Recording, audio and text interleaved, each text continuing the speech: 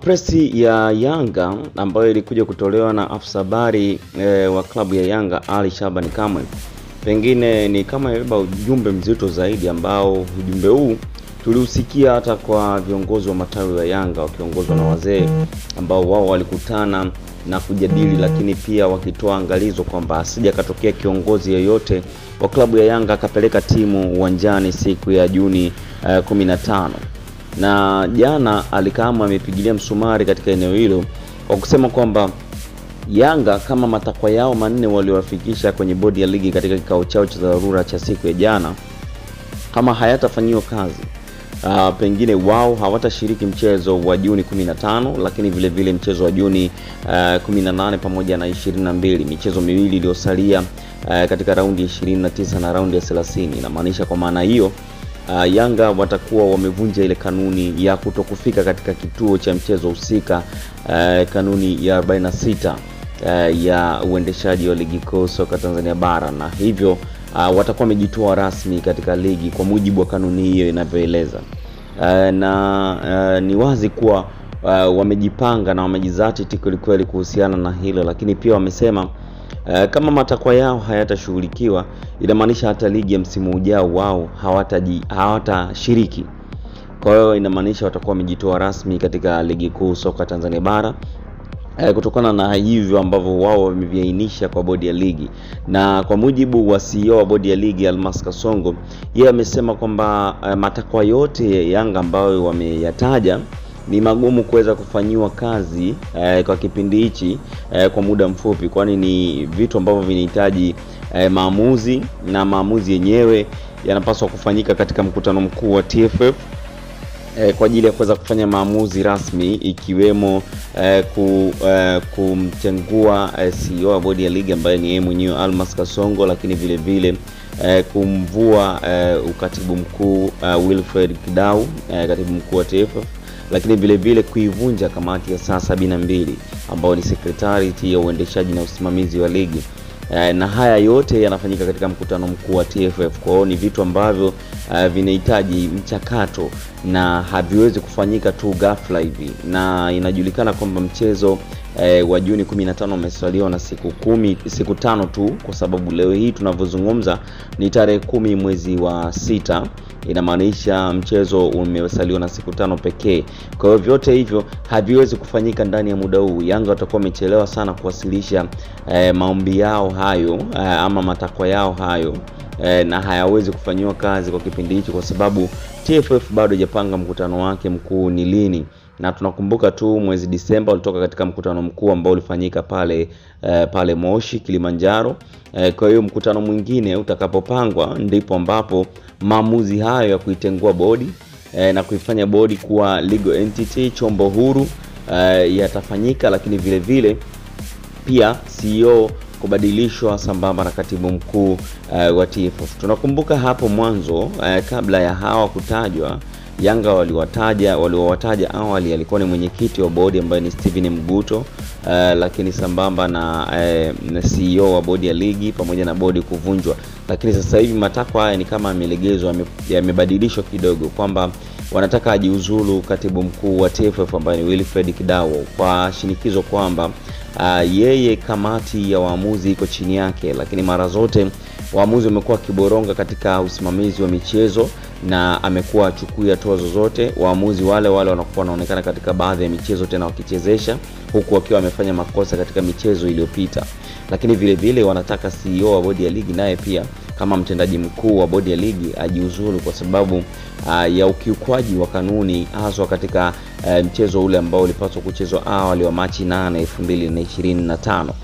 Kwa hiyo Yanga kwa upande wao kwa kusema hivyo inamaanisha kama haya matakwa yao hayatafanyika kwa kipindi hichi, ni wazi kuwa Yanga itapoteza hadhi katika ligi kuu, kutokana na kwamba kama itakuwa imejitoa rasmi, inamaanisha kwamba hata ushiriki wao kimataifa hautakuwepo, na vile vile wamesema hawatashiriki ligi msimu ujao, na wameshajiandaa kwamba watatoa taarifa kwamba ni wapi hasa watakwenda. Lakini taswira rasmi ya kujua maamuzi hayo ya Yanga itaweza kuonekana rasmi baada ya Juni 15.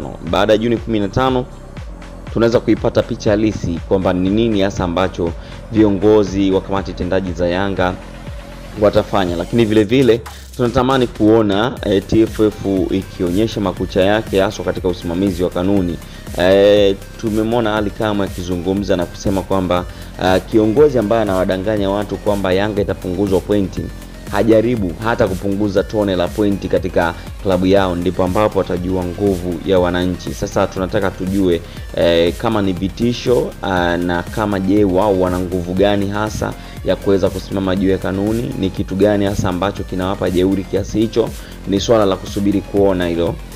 Kwa hiyo ndo mambo yanavyoendelea kwenda hivyo. Lakini kwa upande wa Yanga, wao wameshaelezea msimamo wao, na kama hawatashiriki ligi, na kwa kutokushiriki katika michezo mitatu iliyosalia, inamaanisha wamejitoa rasmi katika ligi kuu. Kwa hiyo tusubirie utekelezaji wao, ni kweli hawatashiriki au hii hapa ni angaisha bwege au wanapiga mkwara.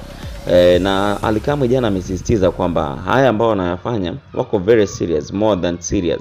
Kwa hiyo tusubiri kuona utekelezaji wa yote hayo, kwa sababu wanakingiwa kifua na wanachama wao, na wao ndio wawakilishi wa wanachama wao. Tusubirie kuona hicho ambacho wao wanadhamiria kukifanya.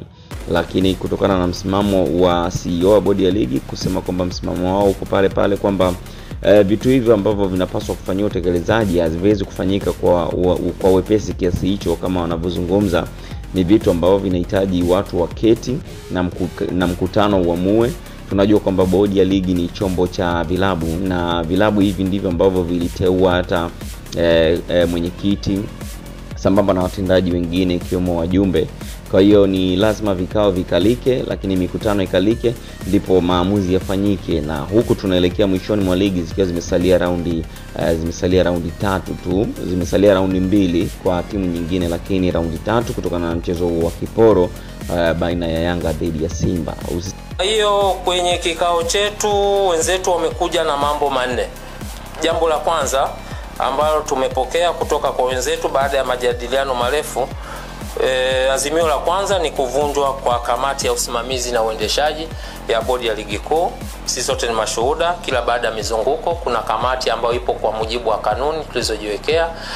Ukisoma governing regulation ambayo hii ina govern utendaji wa kila siku wa bodi, unaweza ukaona kwamba imetaja kwamba kutakuwa na kamati ambayo imekasimiwa madaraka kwa ajili ya kusimamia na kuendesha ligi. Lakini ukienda kwenye kanuni pia imezungumzwa. Kwa hiyo hilo lilikuwa ni ombi lao ama takwa lao ambalo wameliwasilisha leo. Jambo la pili ni kujiuzulu kwa afisa mtendaji mkuu. Jambo la tatu kujiuzulu kwa katibu mkuu wa shirikisho la mpira wa miguu Tanzania, na jambo la 4 ni kuona kwamba bodi ya ligi kuu Tanzania inakuwa huru, kwa maana inakuwa inakuwa chombo huru, inakuwa legal entity.